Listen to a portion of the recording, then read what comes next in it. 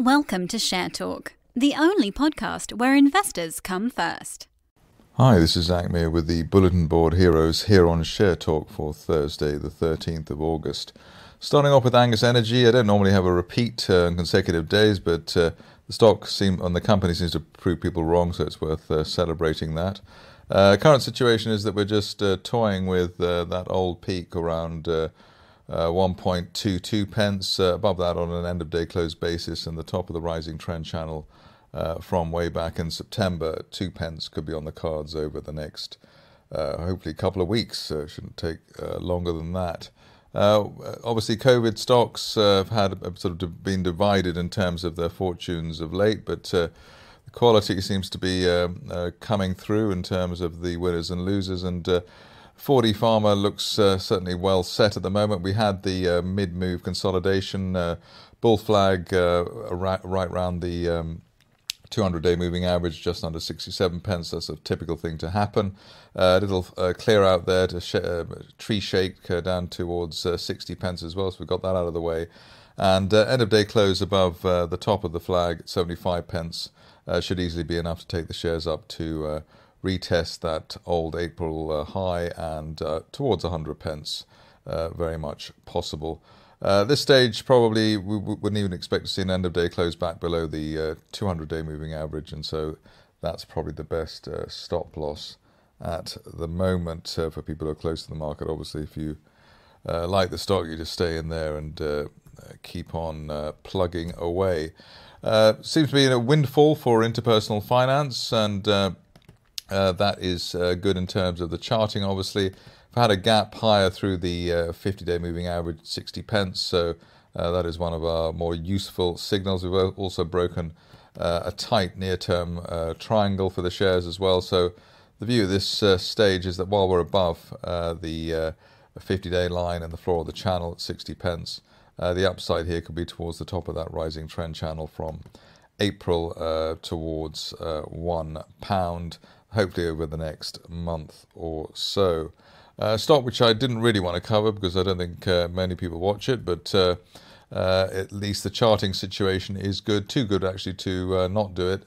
Breaking this falling wedge, gapping up through the 50-day moving average at 51 pence, and the view at this point is that while we're above the 50-day line, we could hit the top of that broadening triangle from April up to 80 pence plus. Obviously that retests the turn of the year resistance on the shares, but I suppose the hook there, the break of the triangle and the gap, which is clearly still unfilled.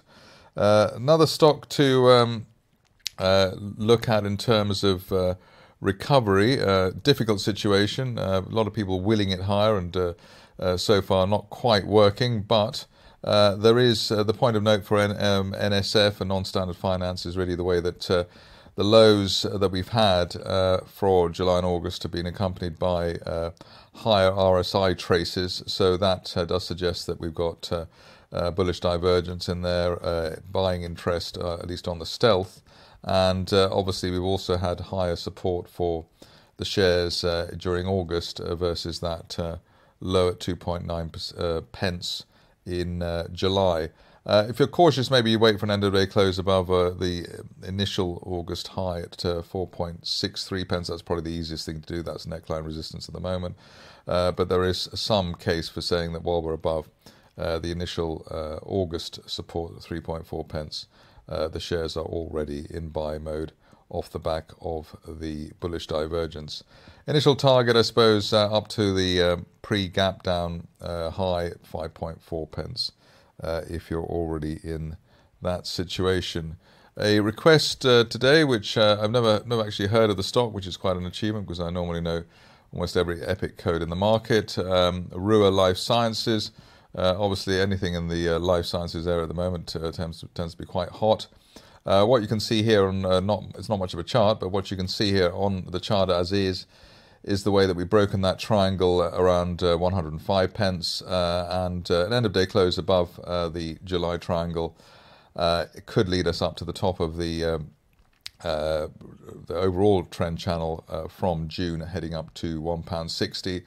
Only back below, I suppose, the recent support area of 95 pence would really delay the upside scenario. But the real hook for this one, apart from the break of the triangle, is actually the gap higher that the shares had at the beginning of the month, and the way that despite dipping, they weren't able to fill it. So that's normally a plus point in terms of the technicals or the charting, at least, for any stock or market. Going on from a stock that probably hardly anybody knows to one that I'm sure almost everyone knows, Synergen. If it can come through here, you can see that there's a bit of a mishmash of trend lines there from before, but you can see that the shares sort of went into consolidation mode after the massive spike last month. Probably the best thing to say at the moment is that while we're above the 20-day moving average, we could still hit one of the resistance lines I drew there up to £2.70. If you're looking for a more sort of definitive break in terms of momentum, I suppose an end-of-day close above that line, above today's low, which is £2.17, would probably do the trick in terms of giving us the momentum for 270 or 280. But basically, while we're above the 20-day line, we're still very much in bull mode, and as an extra trigger, 217 plus on an end-of-day close should give us a fresh, sustained rally. Stock which is still relatively obscure, I would guess, is the next one, the Panoply Holdings. The only reason for including it today is because I believe that I probably included it before the latest rise to the upside sub £1, and it's always good to see a technical target hit, especially when it looks like it's completely pie in the skies. £1.40 did look when the shares were at 90p or so.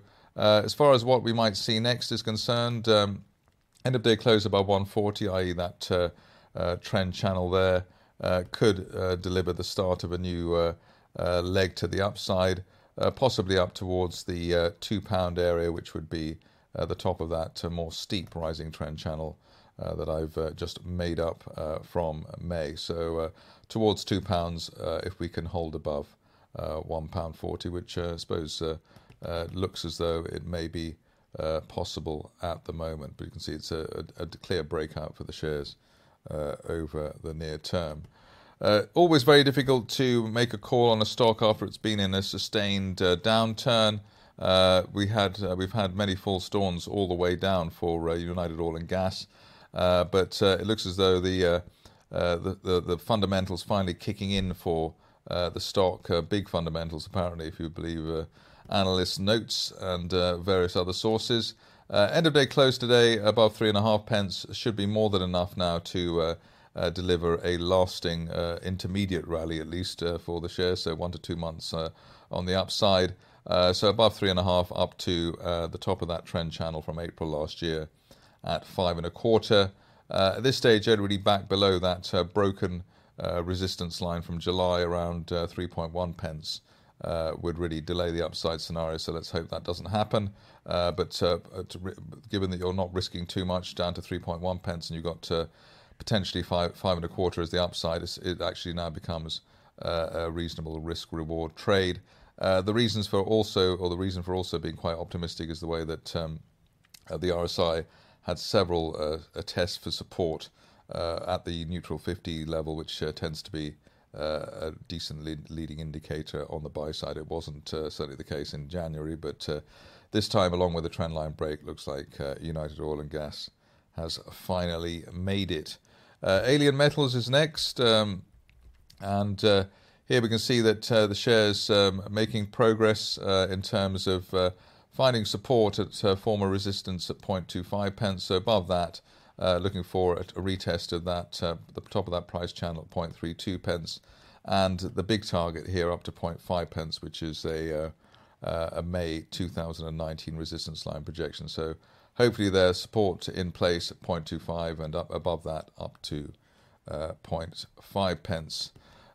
Interesting to see how the next stock is performing after recent attempts by the bears to undermine the rally, let's put it that way. We've got the situation here where we've had a rising trend channel from April. Previously suggested target before the bear action was up towards 25 pence. And it's interesting to see the way that the stock, a bit like 4D Pharma, tested for support, shook out the weak bulls yesterday, and now looks set to head higher. So above old resistance at 14 pence on an end of day close basis, looking for 25 pence on VerdiTech, and as a best case scenario, maybe up to that long dated resistance line projection heading up to 25 pence.